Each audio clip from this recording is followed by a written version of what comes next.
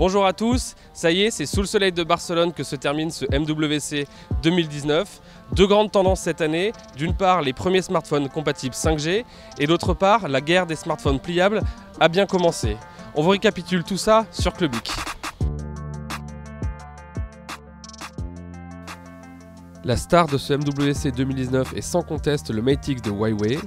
Le constructeur a frappé fort lors de sa conférence en annonçant un produit plus sexy mais aussi plus cher que son concurrent Samsung et son Galaxy Fold. Celui-ci était présent sur le stand du constructeur coréen, mais bien protégé sous une vitrine laissant juste apparaître l'une ou l'autre des faces du smartphone pliable.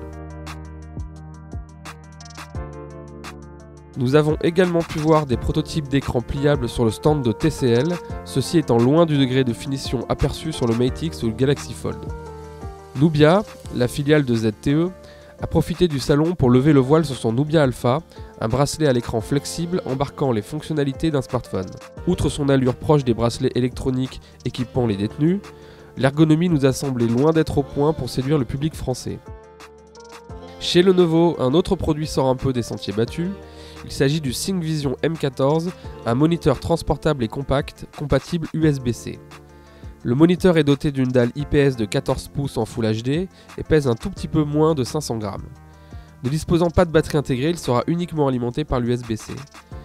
Le M14 sera disponible cet été pour 250 €. L'HoloLens 2 de Microsoft était également une attraction majeure du salon. Le constructeur a revu sa copie et propose un nouveau casque plus léger avec un angle de vision presque doublé. L'expérience que nous avons essayée était convaincante et on peut entreapercevoir un avenir radieux pour les applications professionnelles. Chez Samsung, la star c'était le Galaxy S10 et toutes ses variantes. Le nouveau flagship ne propose rien de révolutionnaire, mais condense tout ce qui se fait de mieux dans un smartphone très premium doté d'un écran somptueux. Du côté des innovations what the fuck, LG frappe fort avec son G8 et sa reconnaissance des mouvements de la main. Après une démonstration peu convaincante, si on a la chance de posséder une main, autant se servir du tactile. Nokia profite également du MWC 2019 pour présenter son PureView 9, un smartphone orienté photo et équipé de 5 capteurs sur sa face arrière et d'un Snapdragon 845. Il sera disponible courant mars en France pour un prix de 599 €. Sur le stand de Sony, on pouvait apercevoir les Xperia 1 et 10+, des smartphones originaux puisqu'équipés d'écrans OLED 4K au ratio 21/9. Ce format sera particulièrement adapté aux gamers ou cinéphiles mobiles, d'autant plus que les smartphones seront également compatibles Dolby Atmos pour les casques qui le prennent en charge. Autre produit what the fuck de ce MWC 2019, le PowerMax P18K Pop d'Energizer, un énorme smartphone embarquant une batterie de 18 000 mAh pour un poids de près de 500 grammes et une autonomie monstrueuse d'environ 50 jours en veille. Nouvelle tendance cette année, les smartphones avec deux écrans. Nubia présentait son Nubia X équipé d'un écran OLED sur sa face arrière, capable de complètement disparaître lorsqu'il est éteint. De son côté, Hisense mettait en avant son A6, un smartphone qui nous a beaucoup plu.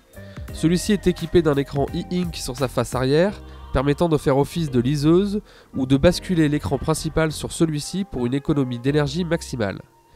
Il sera disponible au second semestre pour un prix annoncé de 499 €. Xiaomi ne présentait pas seulement son superbe Mi 9 dont nous venons de publier le test complet, mais aussi une version compatible 5G de son Mi Mix 3. Celui-ci sera disponible en France au mois de mai pour 649 €. Reste la question de l'intérêt de s'équiper d'un smartphone 5G alors que la technologie ne devrait pas être disponible en France pour le grand public avant 2020. Enfin, sur le stand de Qualcomm, nous avons pu approcher un prototype de OnePlus compatible 5G et s'essayer à une démo de cloud gaming via le service des Français de Blade, Shadow. Particulièrement adapté au débit important et à la latence réduite de la 5G, on a pu se prendre une raclée sur Soul Calibur 6 et on vous laisse avec nos impressions. J'ai donc pu faire une prise en main juste derrière moi sur un prototype de smartphone Oppo compatible 5G. En termes d'expérience, c'est extrêmement plaisant, très peu de latence. Alors évidemment, on est dans des conditions qui ne sont pas tout à fait réelles puisqu'on est sur une borne locale installée sur le salon. Mais ça reste vraiment impressionnant et c'est un usage qui est totalement adapté à cette nouvelle technologie.